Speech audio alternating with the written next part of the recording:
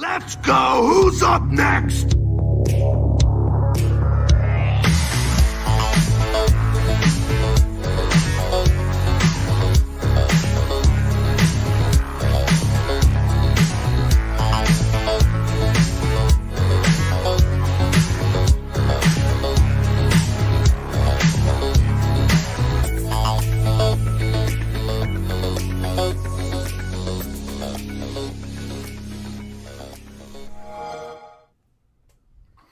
Welcome, everyone. That's right. It's time once again. The Xbox Empire is back again.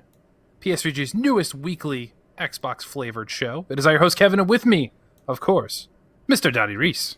Greetings, Kooplings. What's going on, Kev? How are you, man? I'm surviving. Work is work. I hear that. Gaming time is a little tight, but I managed to play some things which we will talk about, of course. Sure. Because, priorities, man. You gotta put them in whenever you can. I get you. I'm sorry that your work has been tough on you, man. I know that life, it sucks. Yeah. But right now I'm just doing what I can do, so I keep my job at this point. So sure. No, I'm kind of with you. There's some discrepancies with some of the testing numbers on the system that I built, and a lot of finger pointing going on, and a lot of folks kind of pointing back to me. And I'm kind of like, guys, I built you a free solution in 24 hours, something I've never done before. How is this remotely my fault? That's kind of a little similar to what I'm doing. So there's a system I helped create that is dependent. The bank is dependent upon it, and it's kind of like right now I feel like I'm safe because if I were to go away, there is literally nobody else who knows how to do what I do. Sure. So functions would shut down. That would cause. Well, I feel bad because you want it to be great in work and be successful, but when they have issues, when things don't go wrong, it's like. You deal with it. You try to make it better, but at some point you got to deal with it. You got to quit pointing the blame and fix it. Yep. I've had a great year. Last year was fantastic. So I got a couple months of bumpiness. It's all right. I'll live. Yeah. But before we get too far, and we do have to thank some special people, and those are our Patreon producers over at patreon.com/PSVG. So big thanks to Edwin Callow, Barry Cathcart, Josh the Bonesaw Barboni, Chris McElfresh, Dev Tyus, Kyle Heyman, Paul Calco, Mike Mazik, Zach Bradshaw, The Eggshin, and of course, Nick Fahaba. So I moved I moved Paul Calico to the end of my shack runs just because I kind of miss ending on Paul Calico. See, I got to do the Nick Fahaba though. So that's right down your alley. I still feel like every time I read it wrong. Well, I feel the same way about Chris McElfresh because I think it should be McElfresh, but obviously you say it's McElfresh, so I'm going to go with that. Yeah, I don't know. I mean, I know him personally. We've talked in person a bunch, but I don't know if it's. I don't know. Yeah, I don't know. Well, he either doesn't listen or he doesn't care. But anyway, Thank you. Thank you, Chris. Thank you. But if you want to support us and all the other shows on PSVG, head on to patreon.com/PSVG. Yes. So, Donnie, some games. Yeah, man. We've got two that we both want to talk about. So you want me to talk about the game that I want to pitch to you first or after? Let's do it after. Let's get the ones everyone knows about, and then we'll get to your surprise here that I'm unaware of what you're going to talk about. So let's talk a little Grounded. Okay. This is Obsidian's new little so when they first showed it, I thought it was okay, it's like the little experimental game that they're going to put out, for Game Pass. I was kind of thinking like Bleeding Edge or something. Sure. I got to tell you, I feel like I'm wrong. Call me delightfully impressed. Now, I'm going to say this. Probably not a game for me. I'm well aware that I can acknowledge that. Enjoyed the demo more than I ever thought I ever would. And it's going to make me at least try it when it comes out. Sure. And more than Bleeding Edge. More than that. I tried Bleeding Edge, but that was really because it was something to play and I hadn't played anything. I don't think I was ever really interested in that. This, I'm kind of interested in. My son, however, going to be super, super interested in this. He's super detailed. So he tells me, and I believe him, but I don't have the experience. He says this is just Minecraft. When he was playing it, he was like, this is all Minecraft. He's like from the menus to the navigation to the controls, he was like, yeah, this is Minecraft. I get it. So he immediately took off. We both did the 30-minute demo. Uh-oh. Whoops. I'm back. I don't know. Write that down. 7 minutes to edit that out. So he said, we both did the 30-minute demo. I think he did the demo twice. I just did it the one time. Mm-hmm. I did it first, though, so he got to watch me as I played. My first 5 or 6 minutes of the demo, which is timed, which is weird. Yeah. I get why. they want to stop you from progressing too far. I understand. I'd much rather they just kind of kept you to a space or something. Yeah, just keep a closed demo. When you finish it, that's it. It's over. Yeah. My first 5 or 6 minutes are just trying to figure out like what to do and like how to do it. Really, I didn't understand the controls. I've never really been into crafting games. It's got all these different menus. It took me forever to try and figure out how to get from first person to third person, only to then realize that if you press like down on the D-pad, there is just a swap button that you can. It's on a radial wheel. I was like, no idea. I was doing like a hotkey. Like I was trying to assign myself a hotkey and everything. It's like, it's just here. So I would have appreciated maybe like a mechanics tutorial just to kind of get me started. So I spent 5 or 6 minutes doing that. Okay. The game itself, pretty fun. This Honey, I Shrunk the Kids meets, I guess Minecraft. I'm not sure if there's another game where it's like a survival game. You have to build like a house or a fort or, you know, some sort of shelter. You're going around, you're crafting, you're collecting all of the environments. You're collecting grass and vines and twigs so you can make an axe and a spear so you can fight off foes and harvest more stuff to build better things. And that's like the whole point. You just keep building. I did complete the little radio puzzle. I did all the lines. I went into the tunnel with all the mites and stuff, and it's just, it's really cool. I didn't expect it to look that good. Yeah. Not from the first time I saw it. I was like, ugh. And then the fact that it was a demo, I never have high expectations for a demo. Right. Game looks pretty good. That's a good looking video game. You know, and I was really impressed by that. So it seems to have some deep crafting mechanics. I was going through menu after menu, and see, that's where I kind of get off. I'm like, this is just a lot. It's a lot to learn. Yeah. It's a lot to know. But my son was digging it. He was all into it. And he wants to fight all the ants and spiders and scorpions the world has to offer. I got killed by a ladybug. I did too. And then I did die to the ants once. I don't know what I did to them. I'm not sure if they're like friendly and then sometimes they're not, or if you hit them, they're not. But I killed one and I was like, okay, that wasn't too bad. And then I killed one more and then like 8 came. And I was like, okay, now this is a problem. Like I can't do 8 of them. I also couldn't figure out how to craft like a potion. I guess I need to find food to make the food. Like I did create a fire pit and a little shelter, but I didn't figure all that out by the time my demo was over because I was kind of focused on the main objective. But it is definitely, again, while not probably a game for me, it is a game that I think is for some people. And if you're into that survival crafting loop mechanic, I think this game has a lot to offer and somewhat surprising from my limited demo experience. Yeah, I get a lot of the same sentiments you had said. Like Honey, I Shrunk the Kids is obviously the biggest inspiration I think out of anything there. I get the Minecraft statement to an extent. I don't want anybody to think who hasn't played it that like you craft like the landscape and stuff like that, because there isn't any of that. You're not manipulating the landscape. You are gathering supplies and creating things with those supplies. That's the crafting I think element. He meant it from, I'm sorry, I could have clarified. I think he meant it from the mechanics, not the right word. From like the UI and the controls. Okay. All right. He was like, this is Minecraft. I mean, I wouldn't know, but yeah. It was amazing that his gaming experience, even at such a young age, he's better at this game than I was the moment the game started. Like he got it, right? And that's what I'm talking about, because as you collect things, you start to fill up that bar along the bottom. Yes. That you can tab with a button, and then you can hit other buttons to open up other wheels and open up other things. See, I was doing, I think, old school. I was pressing the start button. That's what I was doing. Going to the crafting menu, crafting. He was doing stuff on the fly. He's like opening up side menus as he's running around. I was like, whoa, look at him go. Yeah, I that was my biggest issue is I played, I think, for like 10 minutes before I realized there was more crafting inside that start menu. Because I was able to find some of the wheels too, but it was only able to do a few things. Like I ran throughout most of that game not knowing how to make the axe. And I was like, where is this piece I need? And it turns out like the plant fibers or something. You had it, but you have to make it. Right. The tutorial or the demo rather doesn't give you any guidance with that. So for a 30-minute time demo to have to figure out all that stuff is kind of a little unfair.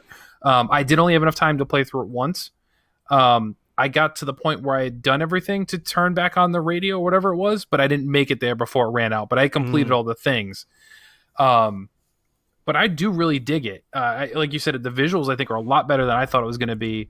The gameplay loop seems interesting enough. And here's the kicker why I think it clicked with me, Donnie, and I know it won't click with you.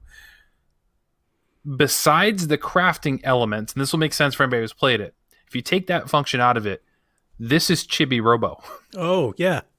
Like there is figure out how to turn this on or get to this place and manipulate that. That's just like it. So I'm like, all right, I see this.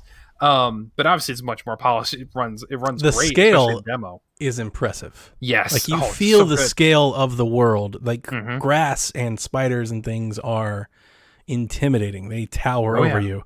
And I went to one of the little towers and I walked up like the battery cable that was like twisted around. I literally got on it and started walking up to the top of this thing. And I was like, this is kind of nuts. Like when you get that high, you feel like you're far away and you're like, 6 inches off the ground, but it feels big. So the scale is right. It feels like a Honey, I Shrunk the Kids game. It could be good. It could be good. I think it's going to be good. Now I hope they have like a campaign that teaches you how to play before you do the survival part. I feel like it would. Like, even a small one. Right. I don't think where we picked up would be the actual beginning of the game. Of course I feel like I think they just want to throw it in, saying, okay, here's most of the stuff already unlocked, and your character, air quotes, knows how to do them, even though you don't, so that you get the experience. I bet like there's no way you start the game and you're able to make a spear in the first 3 minutes. I guarantee you that's not how it works. Like you have to run around bashing things with a rock, which sucks, by the way. That's one of the things I did not like was until I figured out how to make an axe and other tools, was just having to hit stuff with a rock sucked. But it's really good. I was pleasantly surprised, and I'm glad I was able to find the time to try it out. And it's live till what, the 21st, 23rd? I don't know. I knew that it came out the day that I played it. That's all I knew. Yeah, I think it's still live. So if anybody's listening to this as it comes out in the podcast format, you should still be able to play it at least for a couple days. I think he played it today, even because he was waiting for the Fortnite Flood whatever to download. Yep. And he was playing that again. Like, so I kind of think he's into it. This might be his next Minecraft. And I mean, it's gonna be on Game Pass. I know. Done. I was excited. Excited to watch him because I do think I think the biggest thing that I kind of got was a sense of direction. Yeah. Like I understood it a bit more than it just being like an open canvas to which you paint upon. Oh, yeah. I was like, oh no, I get it. Like you got to build shelter because it's getting dark. You need a torch. Like, okay, it's all starting to make sense. Even in that demo, like just the landscape you could traverse was really broad. Like I didn't really hit a point where it stopped me from going any farther. I just kind of wandered too far. I'm like, all right, I'm getting away from my objective. I got to get back on track, and went back to where I was going. But I didn't hit like the invisible wall, so to speak, where it wouldn't let me go farther. I just policed myself and said, oh, I need to get back because I'm going. And if like you can pair up with friends and co-op like a survival run together, that's gonna be so fun. 4 people, that'd be a blast. It's gonna be a lot of fun. The second one is the game we talked about last week. The Wild at Heart. Got that demo that Chris was talking about. I played it to completion. Have you? Yep. I did this morning. Nice. Again, the art style is striking. I really enjoyed it. I had a lot of fun playing it. I do wish it didn't. I don't know. I wish I either had more voice acting or faster text prompts. There are points where I was just kind of like, come on, because I wanted to play. I wanted to play. The only other thing that I had that I did offer to the team was I did not figure out how to make the bomb. Did you? Oh, I did. Okay. Yeah. I did not know. I kept trying to put Pop Rocks and soda together. I was like, okay, this makes sense. Pop Rock, soda, make a bomb. I didn't realize there was a third ingredient, and I didn't know, and there was no like hint or anything to tell me. Apparently, it has something to do with the bees. Yeah, it's if you break the honeycombs open, the beehives, you get honeycombs, and that's the other ingredient. The crafting pot to where you create the different things, whether it's health potions or whatever.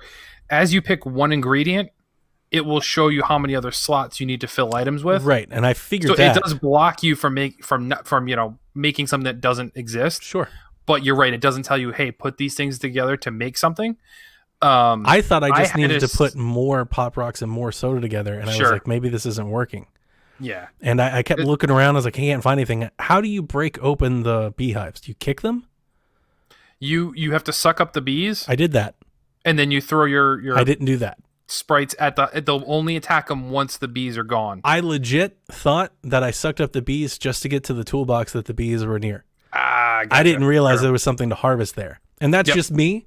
And that's what I told the team. I was like, look, because they were like, we could probably put in a hint or something. I was like, don't go doing that for me. I could just be dumb. A lot of people might be smarter like Kevin, and I would learn that from them, naturally. Right. Like there's some there's value to having discoverability in a game like that. Absolutely. I just didn't, because the bees were next to something that I wanted, so I just assumed that that's why they were there. That makes sense. Yeah, I mean, there's nothing wrong about that. I get that. Yeah. I did have a glitch with the bombs, though, which I told the team about. And actually, they put in for a patch to be released to fix that before I even brought it to their attention. So they were aware I did create the bomb, and I actually went to create 2 bombs because I had enough resources. I had no idea how many I would need. I was just like, oh, I can keep crafting, so let's make 2. It only gave me 1, but it took those resources for the second one. And I tried using the bomb on an enemy versus breaking that wall. So I thought I got stuck, but I was able to find more beehives and was able to make another bomb and do it the right way. So I told him, I was like, ultimately it didn't matter. I was like, but if I screwed up, too many times, I got ripped off by my resources and I wasn't able to get an extra bomb in there. But they said they patched that out to fix that so it actually stack, because it wasn't stacking, but it was taking as if it did. Okay. But I absolutely loved it. I mean, like, I agree with you. The voice acting, that would be nice. Text boxes, I agree. It was a little slow there. I would say more text or faster text. Yeah. Because it felt like I was going like sentence at a time. And I was you almost would need reading 3 it, or 4 sentences at once. And I was almost reading it faster than I could move through it, which made me feel like I was waiting for it. So either more text or faster text. Yeah. But the art style, absolutely loved, and it played well. I didn't have any glitches. I know I've seen some people in the Discord give them some feedback, but it seems like most of the time it's like they tried doing something a little weird that would cause these glitches. But I mean, obviously that's something that game developers have to think about, of like, anticipate what every gamer would try and do and accommodate, especially on that. PC. Oh, exactly. Yeah. So I completely get it, but I love the spirit of it. I don't want to say pleasantly surprised, because I figured it was going to be good, especially even after our discussion. It made me even more confident that this small team knew what they were doing and were inspired by the right things. But the one thing I loved about it was, more than anything else rather, is the fact that yes, it's inspired by Pikmin, but it did not feel like Pikmin as far as how they're used and how combat is and like how you solve puzzles. Like yes, there's similarities, but it's not so much of like, oh, they just copied this. It felt different enough for me to be like, oh, I still enjoy this, and this plays different than. Well, I like how you could get on the mix with the vacuum, and you could like flip people over and help out the little Pikmin, or the, what are they called again? Spritelings. Spritelings. Yep. Yeah, you could help them in battle and stuff. You don't just like watching or waiting, and trying to collect them and hit from behind and stuff like that. So it was a different design of a similar mechanic. I agree. But yeah, overall, I'm just really excited to see more, and I know it's 2021. We'll see more. I just hope it's early. I hope Chris hits that deadline he was talking about, was saying that they're shooting for an early 2021, because it's totally coming to Game Pass. I know he wouldn't say it, but I think I wasn't going to say it reaction while he was there. We asked him, and he was just like, "Well, we can't announce anything it's totally yet." Coming to Game Pass. I think it's totally coming to Game Pass, which, I mean, even better, because I would buy it to support him regardless, because I really enjoyed what I played. Well, one of the things that I've been doing that I think I've adopted this from Coach Mo and Nathan, is when you get a game that comes to Game Pass that you're really excited about, buy a copy and give it to somebody else. Yeah. And that's like a weird, crazy thing that Game Pass can do, but it is kind of an endearing thing. Mm-hmm. I kind of got into that. I've bought my friend Drew a couple games. It is quite fun. I bought a couple, if you remember, last year I bought a couple and just gave them away. Just on Twitter, I was just like, "Who wants a copy?" Yep. Because it is a fun way of doing it. That's great, and I mean, I'm all for it, because I know it's a niche game, and I know you and I are both into it, and I think some other people are excited for it in our circle. But if it was on Game Pass, I think we can convince a lot more people to give it a shot, which I'd want people to experience it and try it out and hopefully like. This is interesting, because this is going to be a big hit, and when it eventually hits Switch, and I imagine that it will. And I think a lot of Switch fans are going to really enjoy it, and hopefully they'll give it a look when it comes to PC, or if they have an Xbox. But I definitely think as it starts to get out there more, as it starts to get closer to release, and maybe it gets featured somewhere, more people are going to be like, "Wait a minute, I've never heard of this game before. It's so good." And again, I'm really excited that we got early on it, because I felt super early on it. I felt like I was one of the first 6 people that ever knew what it was. I knew about this game like 18 months ago. I was like, this game looks amazing. Looks awesome. I love that, like you said, Where the Wild Things Are kind of style. Yeah. It's real good. And I like Knights and Bikes kind of has like a similar type thing going. Yeah. Which, so I really like it. And I'm looking forward to seeing more of it. I can't wait to see more environments and seasons and weather effects and things like that. It's cool. It's really, really cool. Yeah, I agree. The game, I agree. that I wanted to talk to you about is Journey to Savage Planet. I did play that one. Oh, did you? Yeah. That's a Kevin game. It was for a bit. This is the one with like the giant bugs and you collect the slime from them and stuff like that. I think it's. Hold on, let me look it up. It's on Game Pass. It's by the studio that Stadia bought. Stadia bought them out. Yes, I played this. Yep. And it's crazy. Like, it's so goofy. You go in there and you put little things in the machine. You get a 3D print gun. It's got these crazy, like, Ren and Stimpy-esque cutscenes or, like, video programs that you watch with... Like, I was having a blast just laughing really, really hard at some of the stuff. It's hard to say. It's, I don't know, like, mature rated, I guess, or at least a lot of, like, mockumentary type of jokes and things like that. But was having like the guy that they have from the space, I think his name's Mr. Tweed, reminded me so much of TJ Miller. I was like, I could just superimpose him out with TJ Miller and this would be spot on. It was like he was almost doing a TJ Miller impersonation. It was great. And I actually thought it was. I played it for 2 days last week before the game we're going to talk about later tonight started. I was playing this game before that and was having a blast. I don't know if I'm going to go back to it. I think I will. There's a part of me that really just wants to get back to Far Cry.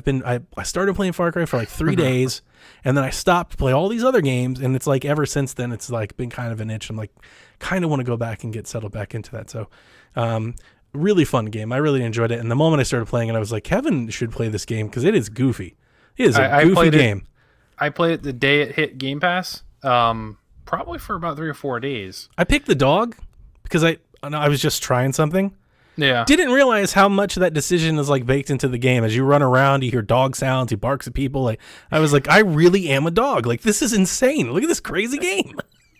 Yeah, it's pretty nuts. I had a little bit of issues with the combat later on in the game as you unlock different abilities and you're able to do more stuff. It kind of felt a little floaty to me, the combat a little bit. So it turned me off a little bit there. If it was tighter, I kept getting like semi Fallout vibes from this game a little bit. So was I. I was thinking like No Man's Sky. Yeah, like mechanically, you're constantly yet, but yes, you're constantly like scanning things to then harvest them to bring back to the ship to get new stuff, so you can go out and go further. Yeah. So I mean, it was cool. I should go back. Well, I don't have time to go back to it, but yes, I did play it. I did have fun with it when I did. Who am I kidding? I'm probably not gonna have time to go back to it, but yes, I did play that one. And I did enjoy it. Looks great on X. Very, very, very pretty. Kev, The Verge confirmed that the Xbox Series X dashboard will be the same as we currently have on the Xbox One. So you remember we talked about this a couple podcasts ago where they said that we have new UI. And I think what they meant by that was we're going to have improved AI or UI. So we're going to have improved UI, which is really what I wanted to say. So I think a lot of people, when they buy a new box, they want to see something new. And if you're going to buy this box and you're going to get the same thing, a lot of people are going to feel like, well, I already had this, which I understand. I'm not going to say that's wrong. But as I did say when we talked about the last time we talked about the UI on the next gen console, there was a part of me that was a little hesitant because I really like the UI we have now. The UI that we have today, I think, is the best UI that they've done all the way back through 360. And I'd be hesitant for it to change only because it could get worse. Right? If they could show me something better, I'd be open to it. But I was a part of me that was a little concerned we might run into a situation like the beginning of this gen had.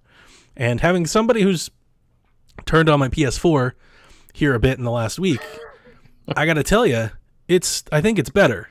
I really do. And I say that as like a web designer. I'm not saying that as a fanboy. I say that as somebody, I appreciate good UI and I love good UI design and I read books about it and articles about it. I've watched videos on how best to train people to use your interface that don't know what they're doing. Yes. The UI for Xbox's current system right now is really clean. And that I like. It's a bit slow. And that's what I said the last time we talked. I want it to be faster. So this was good news to me. I hope that it's super fast and brief and snappy. And it feels like it really feels like the first UI had the store and mixer integrated to it. And that really like killed the performance. Sure. It really seems like since then they've been segregating them off. And now when you want to see streams or you want the store, it loads up separately from the main dash. Yep. Yeah, and that's good. That's better because it makes the main dash faster. I think there's some organization things they could do to make it better. which I'd be open for. And then the other bullet point that we have, this is kind of old news at this point, but the Mercury app leaked. There's a brand new store redesign coming. It's out there. You can YouTube it. You can see it. It's super simple, maybe almost to a fault. It might be too simple, and I love it. It's so beautiful and brief and basic, and that's good design. Good UI design is basic design. So I just wanted to get that news out there. What do you think about keeping a similar UI?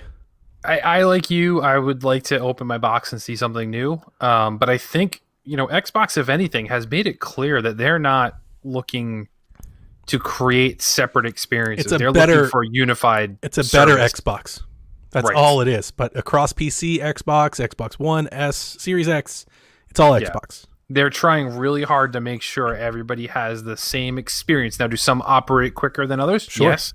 But they're hoping that whether you log in on your phone, on your browser, on your Xbox, you're going to see the same thing, so you know how to use it at this point. Yep. I agree. That's something Sony struggles with. I don't think their UI it works. I'm going to give it that, but I do think Xbox hands down does a better job with what they're doing. I'd love to see Sony kind of copy some of those Let me clarify. I thought the PS4 UI was hands and away better at the start of this gen, and it's a fine UI. There's nothing wrong with it. I think now, here's the thing. It really hasn't changed. It hasn't at all. It's basically been the same thing. So now it almost feels even busy from where where Xbox is and stuff like that. So I think they can do some cleanup, and I think we will. I think you'll see it on PS5. It's just different. I think so too. Yeah, it's just different. I think Sony's more apt to adapt a different feel going into next gen than Xbox is trying to keep generations. It to be a service. Exactly. Yep. Now, with Xbox, I mean, it basically is PC, and this is not new. Xbox is going the PC route, and they're treating their console business like you would treat a PC customer. It's like we have a bunch of different options of hardware across varying price points, and you could choose what you want to do, but they're all the same thing. They're all going to run the applications or are going to do the same thing, and that's an interesting take because I think as a lot of people, that kind of counterpunch that, they'll go, then I'll just buy a PC then. But I don't think Xbox cares. I think they're like, okay. As long as they're still making money either way. As long as you subscribe to Game Pass and get the app and play Halo and stuff on your PC, I feel like they're okay with that. I think so. And the counterpoint to that a little bit is, you could totally do that. But as of right now, all those games don't come to PC, or when they do, they're later. Now, they may be the best version, so to speak. But I mean, the Master Chief Collection is the best example right off the bat. They're still getting what we've had on Xbox for years at this point. And they're also slowly unlocking game by game, There's also the cost factor and the simplicity factor. You can't go PC. You're going to pay more than a Series X for a Series X level PC. You're going to pay, and you're going to have to maintain it every couple of years. You're going to have to pay twice more, and it's going to have updates and patches, and you have to integrate different hardwares and graphics cards, and all of that stuff's going to happen. Or you can buy this box; it'll be cheaper, and you plug it in, and you don't have to worry about it no more. And that's what that's what console is. The whole idea of a console is you can buy this box, it will play games, you plug it in, you don't have to worry about it. Yep, nothing else to do. Right. So, I wrote this down last week. We didn't get a chance to talk about it because we wanted to give Chris our full attention with our interview. Right. This is a little bit old news at this point, but the seemingly June event, I don't even know if we want to call it that we were expecting, or that if you're following the rumor mill like I do, you've been expecting. So back in May, Aaron Greenberg stated that in June news, they said that they're going to do monthly Xbox news. Yes. We knew the first party big showcase was going to be July.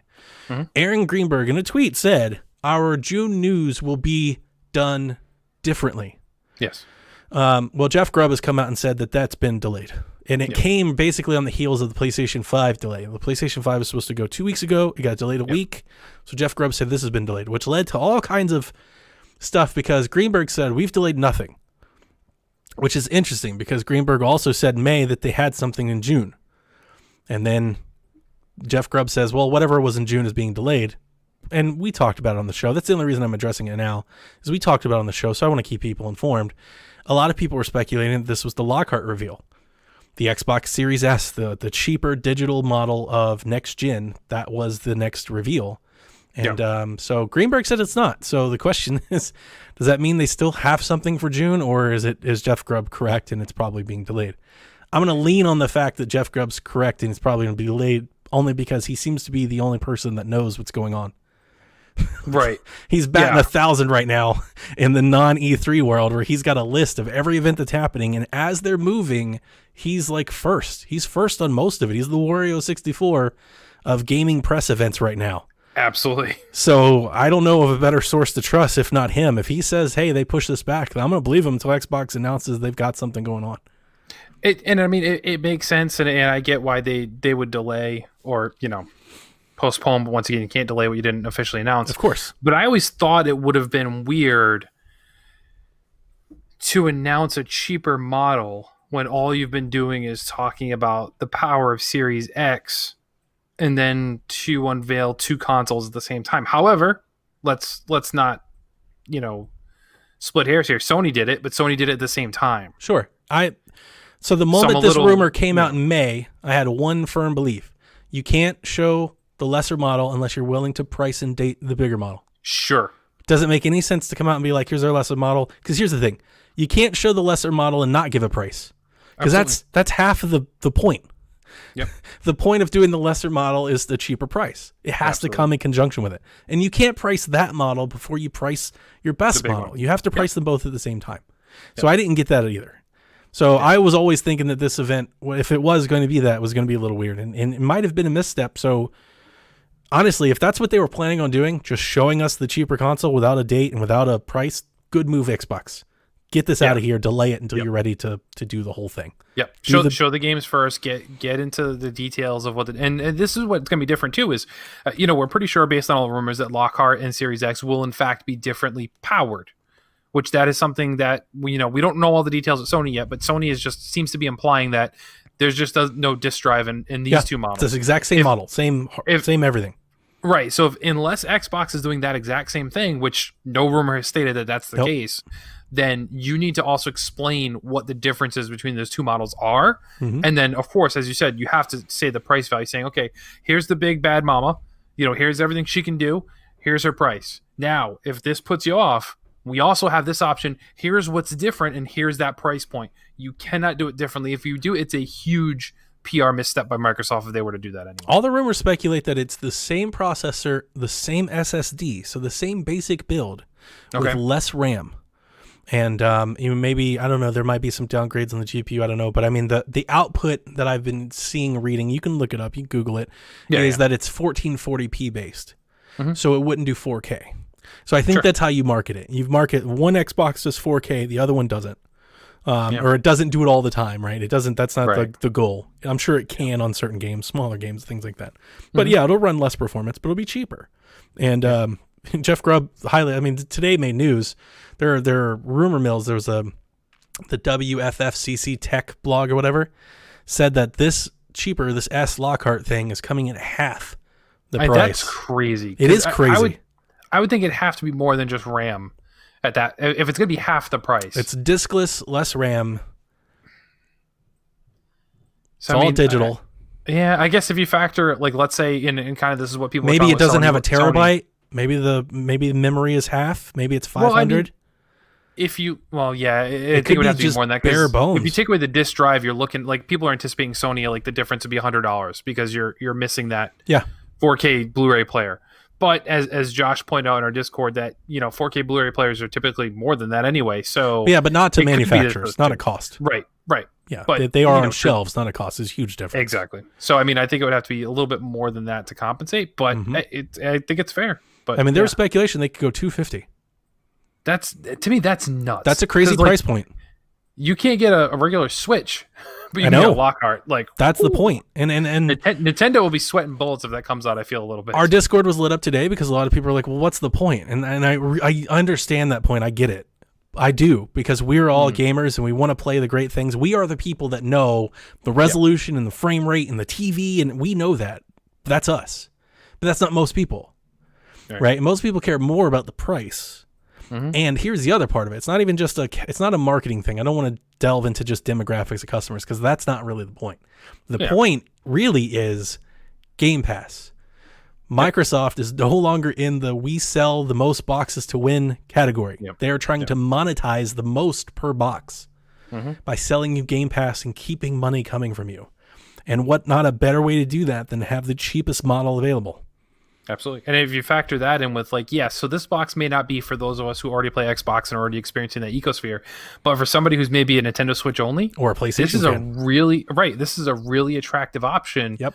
That with, once again, bundled with Game Pass, you will get a ton for like I said, you can't buy a base model Switch for $250. If they get that price, if that price is true, and I even said like even if it's $300, even if it's $299 at start. That's such a huge, like if it is, because if you're saying the PlayStation 5, this Series X, they're $500 to play the new Call of Duty, to play the new Madden, or you have this $300 option. Most people, I'm not going to say most people, a lot of people though are going to go for that cheaper model because a lot of people don't care. Like we say it all the time, but it's true. Yeah, and I mean, if you look at just the sales numbers on PS4 Pro and on Xbox One X's, they're not as high as the base models. So yes, there is a population that will go out and buy the big bad Mamma Jamma version of whatever, but there's a lot more that don't. So they may not care. And I even, when it comes down to that price, speculated. I mean, because this is just my own theory, but like if it hits $250, I might buy two. Right. At that point, I'm thinking about putting in other rooms, making it gifts to people. Like when you hit the Wii mark and below. Yep. Right now you're talking, this is a whole second, like that's an impulse purchase. $200? Oh yeah. Like that's not a thing you're planning for, saving for, and trying to make, like. At this point, if it's $250, I can jump into next gen on day one. So it's a value. I'm just putting that out there. And let's say you're a PlayStation fan, right? And you're like, Xbox has no exclusives. You admit, I'm going to use Kyle here as my foil. You admit that Game Pass is awesome, but Xbox has no exclusives that you care about, so you're not going to buy it. But if it's $250, the value of Game Pass might be enough that you give it a try. Maybe not at launch. Maybe at Christmas. Maybe you might still play those exclusives, right? Yeah, yeah. You might play those exclusives if they're not for you. Oh well, but you still bought it and you still played it. Because my theory is that they're going to bundle in Halo as basically as Game Pass, not as a bundle in. Which I think the fine print's gonna be interesting. And I think like if this theory of mine comes true, I expect a lot of like gaming blog headlines to be like Xbox is giving you a game that's not really yours. Like I feel like that might be coming down the road, but I feel like on every Series X box or Xbox Series whatever, there's going to be a picture of Halo. It's like pre-installed. Yeah, I mean, if you're getting an all digital version of the Xbox, if there's really no drive in this version, what are you doing besides getting Game Pass? Like that has to be like, that should be like, oh, you need a second controller? Oh, you need Game Pass. Like it is a necessity if you're having an all digital experience with Microsoft. And that's really in some cases all you need. You don't ever need to buy another game. Just play whatever's on Game Pass. You have hundreds of options at your fingertips without having to purchase another game. So I think, and the reason I think of that was the Cyberpunk.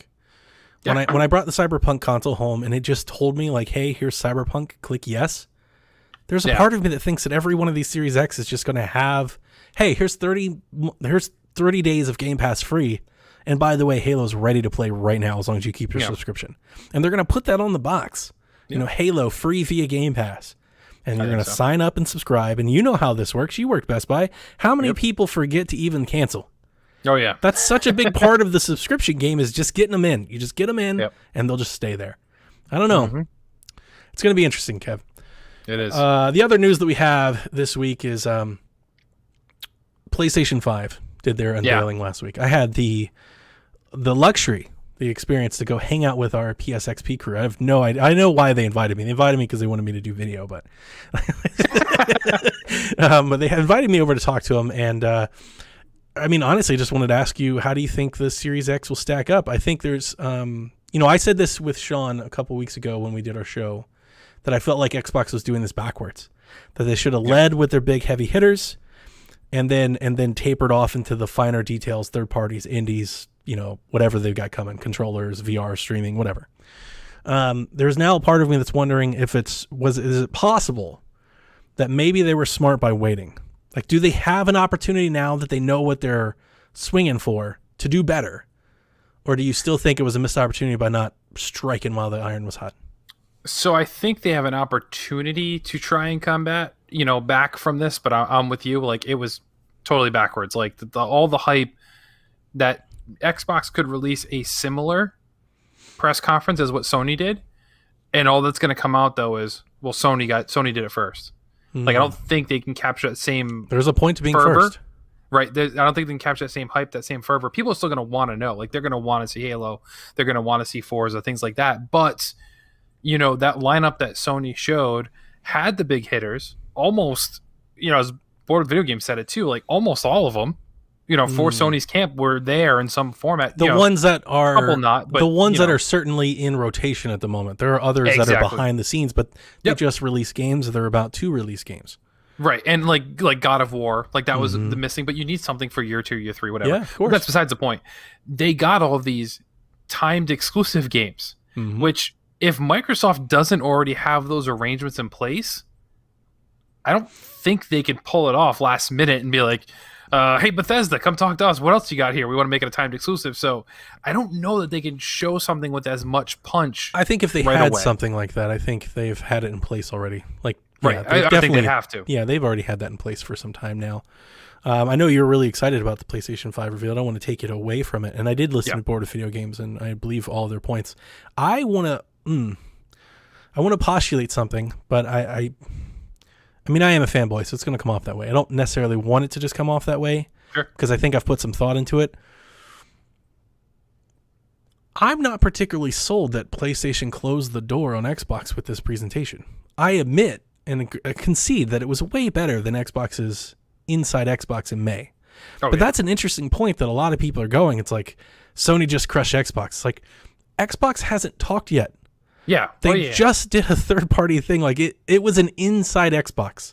It was the same thing that we've made fun of for the last 2 years. Like, to have your entire next-gen hopes riding on that show is inaccurate. You should not have done that. 100%. Now, I admit the PlayStation 5 showing was great. Don't get me wrong. Ratchet looked awesome, I think so. Yeah. And so did Astrobot. And then, obviously, Horizon and Spider-Man are going to look great. But the fact that a lot of the big hitters didn't have dates. We expect them, first year of console, but probably 2021, right? Not launch. And Spider-Man, the big launch title, I assume, is also a smaller standalone title, so not the big giant. So, like, there are moments as we start to peel away here, and you mentioned the timed exclusives. I got a list of games here. Bugsnax, Deathloop, Ghostwire Tokyo, Godfall, Goodbye Volcano High, Jet, Kena, which I love, by the way, Little Devil Inside, Oddworld, Pragmata, Project Athia, and then obviously Resident Evil Village, or what Resident Evil Village is not even timed exclusives. All those other games are timed exclusives. They're all still coming to Xbox. Yeah, but how long? Right, we don't know. That's the big picture, is because you look at things like. But how many of these games are you making? Like, if you're making a choice, I don't think many of us are in PSVG land. We're not making choices. We've already made those choices. But how many of people that are making choices are going to make them off of that list? I mean, if all I have to compare right now is this list and the list that Inside Xbox showed, now it's pretty easy. And there are certain games on here that sound really lame, but like Bugsnax. Oh, I know you're into Bugsnax. Kena, like those ones, I'm like, do you think Kena's coming to PlayStation 4 too? It's coming to PlayStation 4, PS5, and PC. Yes.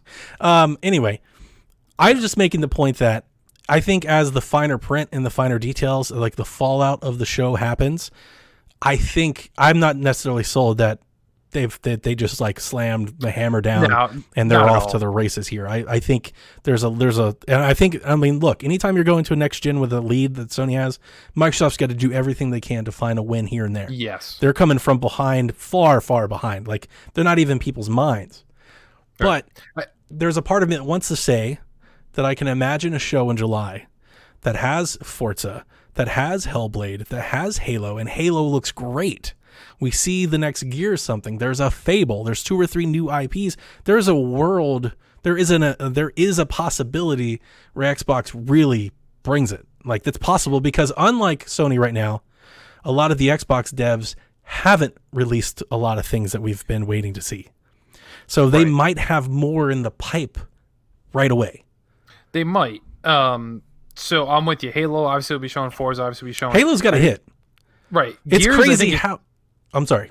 I would say Gears, I think it's too early for. They might show something, but that's not going to be for a while. Sure. No, I agree there. I agree with you there. We might see a Fable. Things that we've had rumored. Hellblade, to me, I don't know, man. I know you're not into Hellblade. But I don't think it's just me. Like, I feel like, yes, it's something worth talking about, but that's not a... a huge. I disagree with That's not a Ratchet and Clank. I disagree with you. I think it's every bit as good as a Ratchet and Clank. I think that's a Sackboy level. Oh no! Type game. Oh no! The way it looks, just visually, it has far more superior. But the game was janky as all hell. Like this game. I didn't play that game. I played a different game apparently. Maybe I played the Switch port. And maybe it'll be better. I think visually, I think we saw it in January.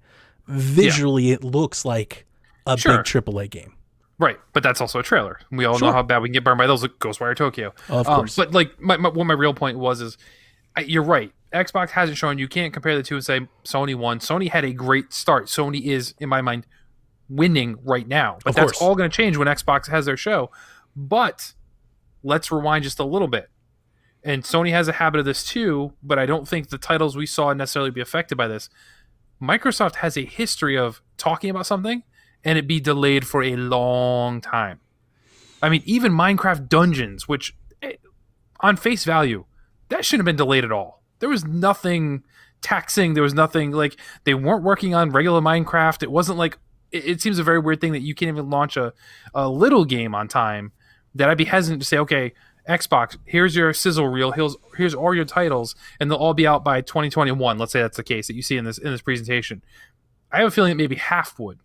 Ori delayed. Yeah, I definitely don't expect them all to hit like soon. Yeah. Because I think with Game Pass model, I don't think that does you any justice. I think you need to spread them out. Oh, absolutely. You need to space. You got to keep people subscribing. But I wouldn't be surprised if they show us 7 or 8 exclusives that are dated by the end of 2021. I would be surprised for 7 or 8 personally. Okay. All right. I would say 5. The reason I say that is they've bought 5 or 6 studios that haven't released new stuff. But a lot of them don't have a great track record. And they have the Initiative, their brand new big studio. Yeah, well, that's true too. We'll definitely hear from that too.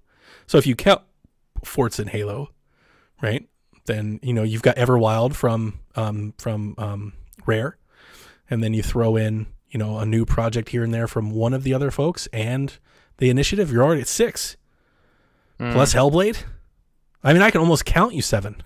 I can count you 7 now. I don't know if they'll all be out by the end of 2021, but if I can count you 7 now, there's 7 more folks that I don't know. I don't know what they're doing. I imagine they're doing something.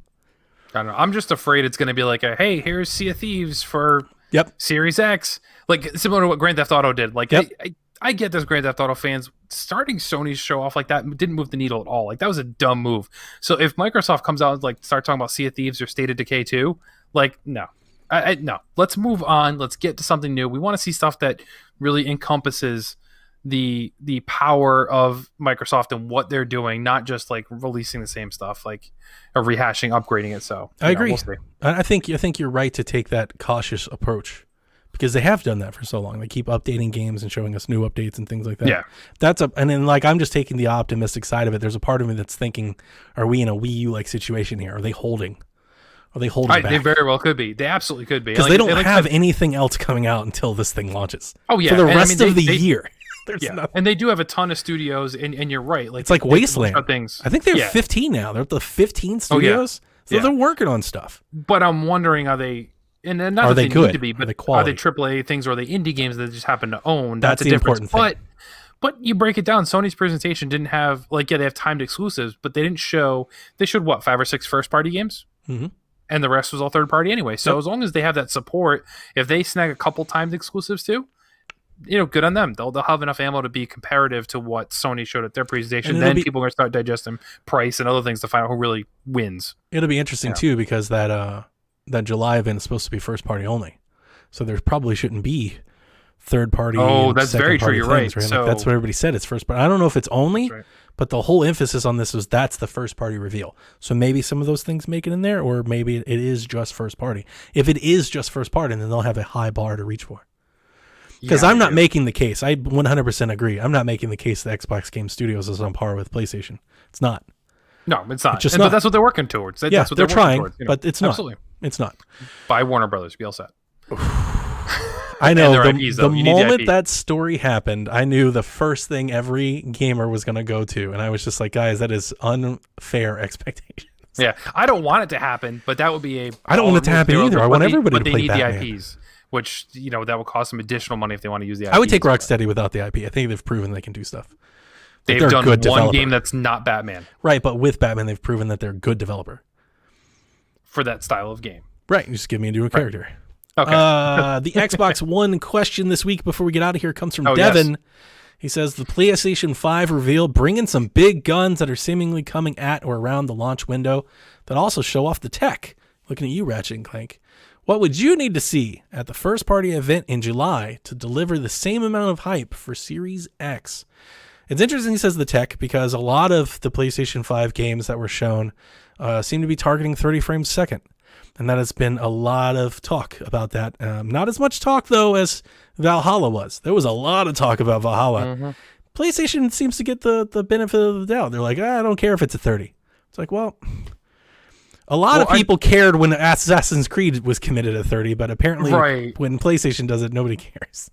Now, correct me if I'm wrong. I thought Phil Spencer even commented saying that the games were targeted. Like, yes, it could do 120 frames or whatever the max is, but they're expecting only 30 frames locked as well. No, I don't think he said. I don't know. I want to be clear. I don't know that. I don't think he said that. Or at least I don't remember. I don't recall him saying anything remotely like that.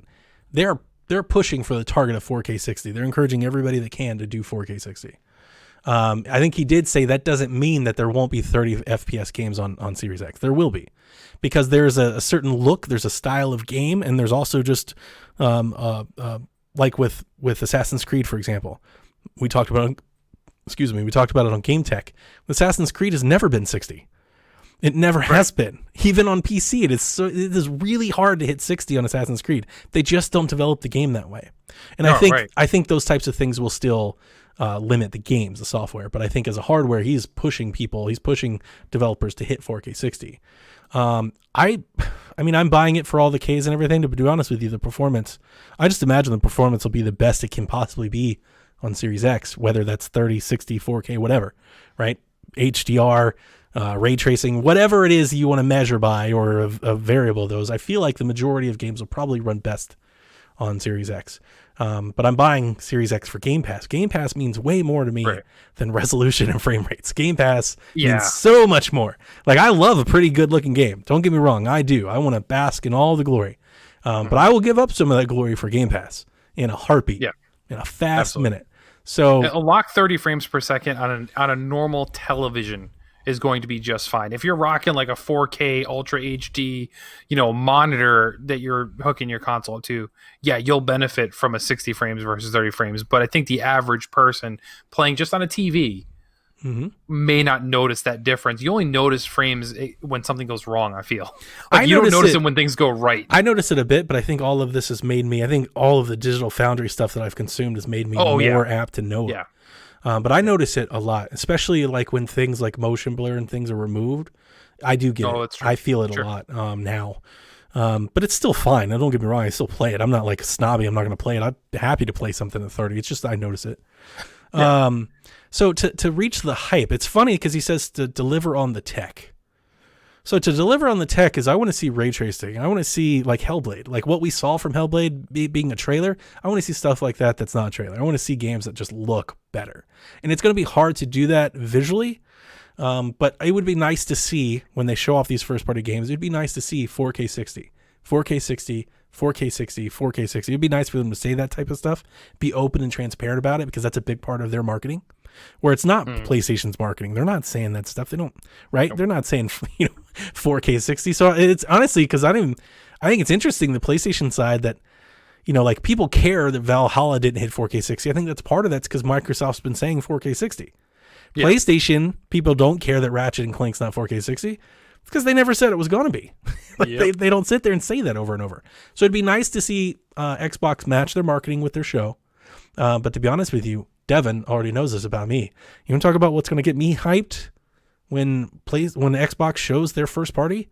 Game Pass logo on everything. I want a Game Pass logo, dates, Game Pass. Well, if it's first party, they will be on Game Pass. So but you don't need the logo. But it's not. But that excites me because I want that point to be abundantly clear. You want to be reminded that you're still getting this. That don't have Game Pass what they're missing out on. I want that at the end of their show, I want a smorgasbord of games that all say day one with Game Pass. That's the whole thing that I've been wanting the whole time.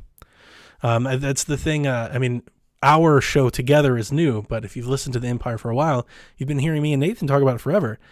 I think it's insane that more and more people aren't factoring in the fact that you won't have to buy games day one with Xbox. And it's like something that nobody seems to care about. Everybody's talking about the price of the consoles to which one they'll choose. It's like, how about you talk about the price of day one adoption versus the console? Yeah. Not just the console, right? Because you have to buy the console and then buy games, or you just get Game Pass. Yeah. And you play 100 games like readily available, including your back compat, including everything that goes backwards. I'm going to have my Series X day one, dude. I'm going to bring it home. And if you get one, so you get an S, how many games do we have? Oh, God. We have like 1,200 games on it right now. And then all the first party stuff will just launch into it. It's like, it's kind of a no-brainer. So for me, and I'll answer a little more literally for Dev. We'll break it down. We'll simplify it for Dev here. Thinking of a Dazzle, so like you said Hellblade, which that's a great option. I'm thinking something to get that hype level, that Ratchet and Clank hype level, would be show off a Fable. A good Fable's going to do it. Do the landscape, the big, water effects, beautiful, the ray tracing in the forest. Open world, cartoony, awesome looking Fable game. Yep. That's what they're missing. It's so funny that they've been missing Fable since they canceled it. They've got nothing to replace it. It was the dumbest, one of the dumbest things they've ever done, to be honest. Like, yeah, you had some bad games in there, but just take some time off and refocus and reestablish. I think it was a developer issue. Right, yeah. So just take time off and fix it. Not just say, we're done with this. But the real big power move, the big on the table move, you want to talk hype? Get ready for this. Get ready for this, Donnie. Go with me here. Banjo and Kazooie. That would be... But like Ratchet and Clank. But a good one. So looking great, totally reestablished. Boom. That's interesting. I'm more interested in seeing what they're doing with Everwild, but Rare has IPs that they could use. Absolutely. I've been saying for a long time, I always wanted to do Conquer. I would rather do that than Banjo. Personally, I'm a bigger fan of Conquer than Banjo. I feel like Conquer... Yeah. And I know this is I know Nintendo fans are hate me for saying this. I feel like Conquer is Xbox. Like, it's such an Xbox-ish character. Like, if they're looking... right, because it's more mature. But if you're trying to capture that same audience, to give, like, a good, solid platformer besides, what's that one? Foxtail, whatever it is. This is the way of doing it. But you're right, a Conquer game would also be great as well. Super Lucky's Tale? Super Lucky's Tale, whatever. I would give them Banjo and let them make one. No, I'd rather Rare just do it with the new tech. Right, but they're doing Everwild, and they're like, I think that Rare is different. It's a new Rare. They don't do that anymore, but they still have the IP, and you use the IP. I'm excited. Like the initiative, man. All the rumors are saying that it's Perfect Dark, and like I'm excited for Perfect Dark to come back. That would be great too if you reboot that, right? And if they have a new IP, I'm excited to see new IP, and there's a bunch of studios we haven't heard from a bit, and I imagine they all have games that are, if not ready for launch, ready for.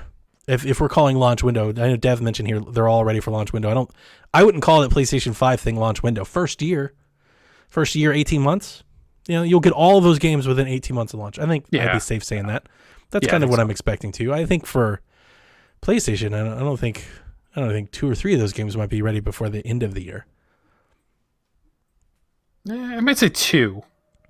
Yeah. But yeah, that makes sense. Like but Astrobot and Spider-Man, maybe Ratchet gets in there. Sackboy might be ready. Yeah, maybe. Already, which that's not a huge one. I've been hearing that Sackboy game was in development for a long time. Yeah, I didn't know that. It was PS4 game and it just kind of got scrapped to the side, which means it might still show up on PS4. But I just think Xbox needs a 3D platformer that they're doing. So like you have Ori, and Ori's a 2D platformer, and it's fantastic. People I don't think they have Ori. Remember, that's second party. That's true. They own the IP, but I don't know if Moon's going to do another one. That's true. But I think if they get something like that, like a Mario-esque, a Ratchet and Clank-esque type experience, that's something that Xbox could utilize that would get some people excited that might be missing out on that kind of experience again. Other than Super Lucky's Tale. That's the closest thing you have. And indie stuff and things like that. No, I'm with you. I like it. I'd totally be down for I love platform. You know me. You don't have to sell me on a platformer. I'm all about it. I think the big open world single-player adventure game is more important. That's what they're missing. I agree. They need a Zelda-esque, a Kena-esque game, for sure. I'm really Jones, and this might be a bad expectation to set for myself. I feel like I've been doing this for 2 years now. I'm really excited to see what a new Fable is. Like, really excited, because with those Lionhead, right? So they were their humor wasn't for everybody. No. And a big part of that is Fable, but I don't think that needs to be Fable. And I think that's where I kind of separate myself from like the diehard Fable fans. That's not what Fable has to be. Fable can be so much more or different, but you keep the same mosaic and the same mechanics and the same design. Yeah. It still needs to be open world. You can still have, decision making if you want and impacts on the world. And you can still be funny, but it doesn't have to be British. It doesn't have to be that, No. I don't know the right word. Crass? Like it's... Yeah, just make it Zelda-esque, Breath of the Wild-esque. Yeah. And that would satisfy, I think, a lot of people. And it would give Xbox that taste of something that they really don't have currently, just like platformers. Those are two big gaps I think they have that they're relying on third parties to try and do, or indies to do. And, first party, history has spoken, always seems to do those experiences better than third party. So let it be. They do. All right, Kev, that's going to do it for us, man. Let's get out of here. That's going to do it. All right, so let's get out of here. Donnie, where can people find you and connect with you elsewhere? Find me everywhere at Play Nintendo. Hit us up in the Discord, psvg.blog/Discord. And you can find me at PSVGKevin on everything, and I encourage you strongly to check out that Wild at Heart demo while you still can. I'm a big fan. Try out Grounded if you can as well. But, as Uncle Phil says, there is no power greater than X.